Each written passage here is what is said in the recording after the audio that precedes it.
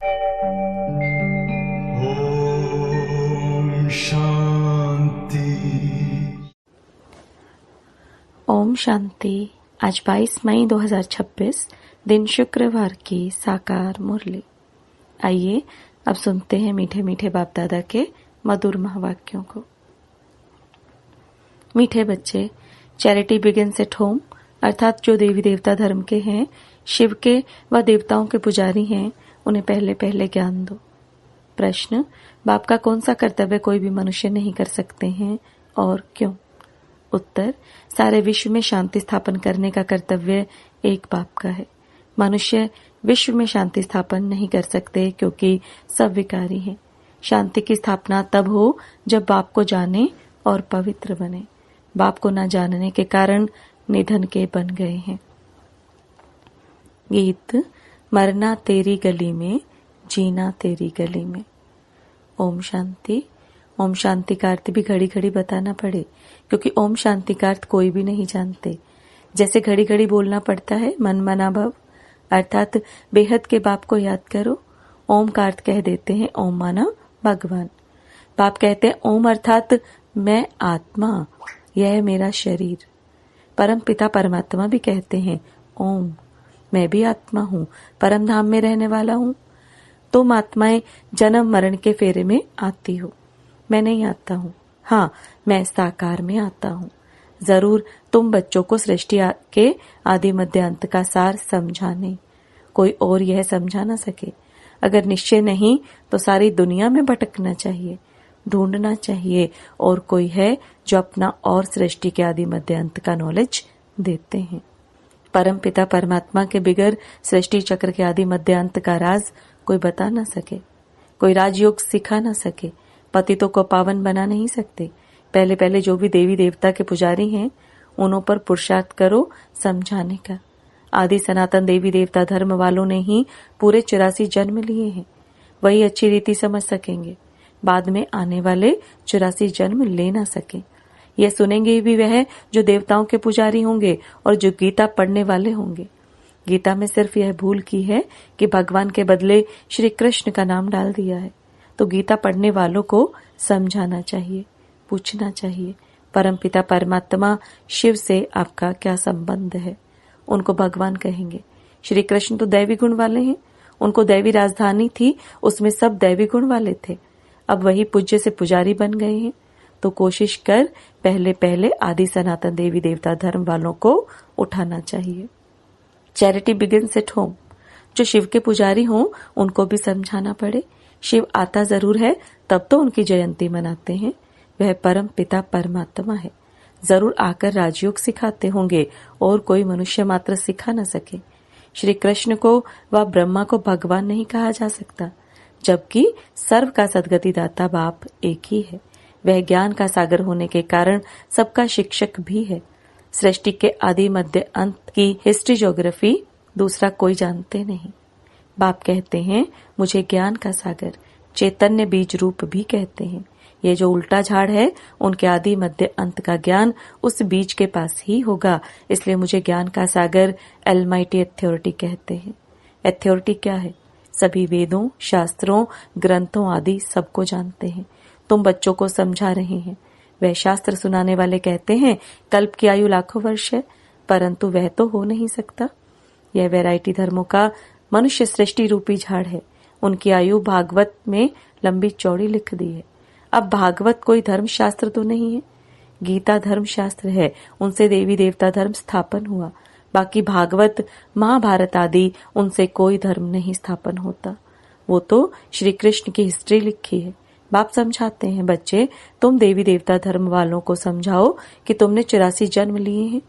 सतयुग में सिर्फ भारत ही था और कोई धर्म नहीं था। भारत ही स्वर्ग था, भारत ही ऊंचते ऊंच गाया जाता है और फिर परम पिता परमात्मा शिव का बर्थ प्लेस है, जो आकर पतितों को पावन बनाते हैं। शिव की पूजा भी यहाँ होती है, जयंती भी यहाँ मनाई जाती है। जरूर पतित दुनिया में ही आया होगा। पुकारते भी सब हैं, पतित पावन आओ।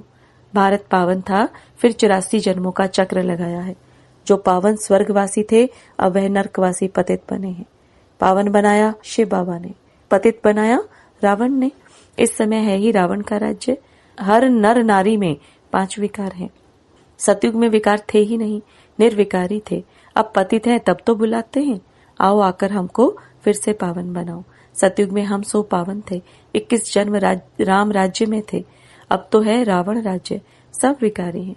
बाप कहते हैं काम महाशत्रु है, ये आदि मध्य अंत दुख देते हैं। अब इन पर जीत पाए पावन बनो। तुमने जन्म जन्मांतर पाप किए हैं, सबसे तमो प्रधान बने हो। आत्मा में खाद पड़ती गई, पहले तो गोल्डन एज्ड में, फिर सिल्वर एज्ड, फिर कॉपर। खाद पड़ते पड़ते सीढ़ी उतरते आए। भारत की ही बात है, सतयुग में 8 जन्म, फिर त्रेता में 12 जन्म, फिर वही भारतवासी चंद्रवंशी वैश्यवंशी बनते हैं। आत्मा इम्प्योर बनती है। बाप कहते हैं मैं कल्प कल्प भारत को स्वर्ग बनाता हूँ, फिर रावण नरक बनाते हैं। यह ड्रामा बना हुआ है। अब बाप समझाते हैं ज्ञान सागर तो शिव बाबा है ना, ऊंच ते ऊंच शिव है सबका पूज्य। पहले पहले उनकी पूजा होती है, वह है बेहद का बाप, जरूर उनसे बेहद का वर्षा मिलता है। भारतवासी भूल गए हैं, भगवान एक निराकार को ही कहा जाता है। उनको मनुष्य याद भी करते हैं, ऐसे नहीं कि सब भगवान ही भगवान है। एक तरफ भगवान को याद भी करते हैं, फिर ग्लानि भी करते हैं। एक तरफ कहते हैं सर्वव्यापी हैं, और फिर कहते पतित पावन आओ। बाप आकर ब्रह्मा तन से ब्रह्मा मुख वंशावली ब्राह्मणों को ही समझाते हैं। अभी तुम ब्राह्मण चोटी हो, ब्राह्मणों के ऊपर ठहरा शिव। विराट रूप में देवता क्षत्रिय वैश्य शूद्र दिखाते हैं। ब्राह्मणों का नाम ही नहीं, क्योंकि देखते हैं ब्राह्मण तो हैं विकारी, फिर देवताओं से उत्तम कैसे कहें। बाप समझाते हैं, वह भी गाते हैं ब्राह्मण देवी देवताएं नमः। एक्यूरेट कोई जानता ही नहीं कि इन्हों का राज्य कब था, स्वर्ग कहाँ से आया। अब तुम समझते हो बाबा आकर ब्रह्मा द्वारा स्वर्ग की स्थापना करते हैं, शंकर द्वारा नरक का विनाश कराते हैं। महाभारत की लड़ाई भी लगी थी ना, जिससे स्वर्ग के गेट्स खुले थे। गाते हैं परंतु कुछ भी समझते नहीं। यह भी दिखाते हैं कि इस रुद्र ज्ञान यज्ञ से विनाश ज्वाला प्रज्वलित हुई। बरोबर अभी वही पाठ चल रहा है। 5000 वर्ष पहले भी लड़ाई लगी थी, तब पतित दुनिया विनाश हुई थी। गीता का ज्ञान जब सुनाते हैं तो कहते हैं 3 सेनाएं थी।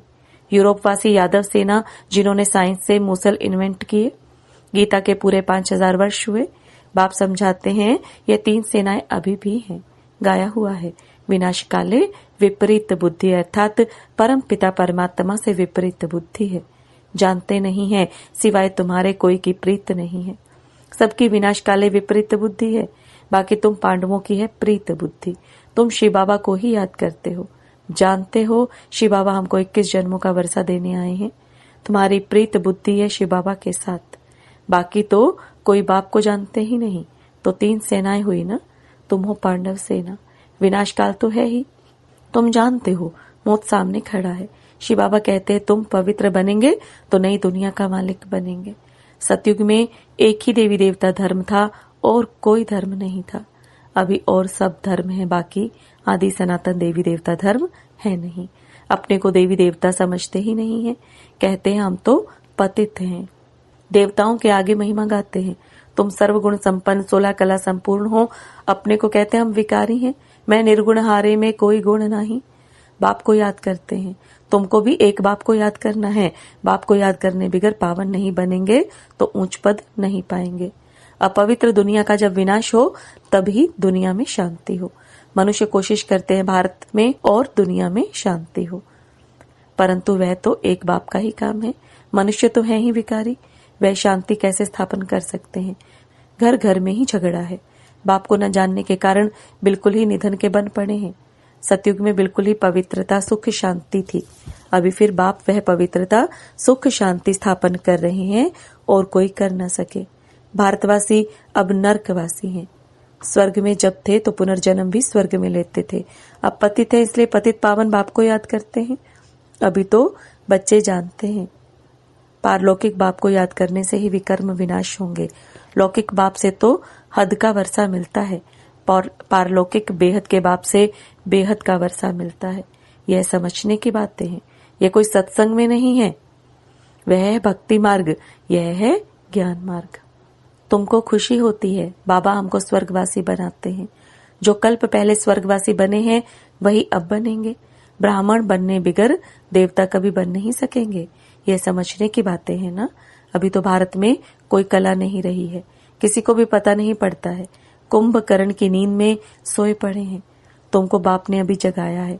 तुम यहाँ आए हो स्वर्गवासी बनने, सिवाय बाप के और कोई बना नहीं सकते। स्वर्ग कहा जाता है सतयुग को, नरक कहा जाता है कलयुग को। यथा राजा रानी तथा प्रजा। अभी सब विकार से पैदा होते हैं। देवताएं कभी विकार से पुनर्जन्म नहीं लेते हैं। बच्चे अभी बाप से पवित्र रहने की प्रतिज्ञा करते हैं, लेकिन चलते चलते हार खा लेते हैं। फिर की कमाई चट हो जाती है, बड़े जोर से चोट लगती है।